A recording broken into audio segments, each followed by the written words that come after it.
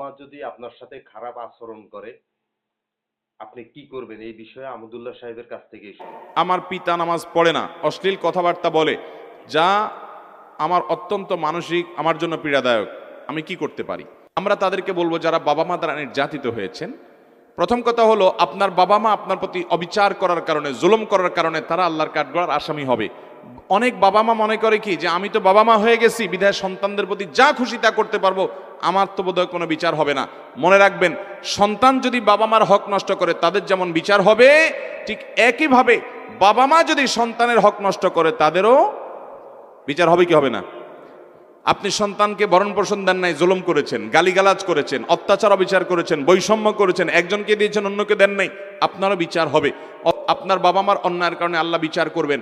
আপনি আমার প্রতি সদাচরণ করার আপনার পক্ষ থেকে চেষ্টা করবেন যে আমার দায়িত্বটা আমি আদায় করব। তিনি ত্রুটি করেছেন, তিনি আল্লাহর কাছে দায়ী থাকবেন। এটা কঠিন, কিন্তু আপনাকে সেই কাজটা করার চেষ্টা করতে হবে।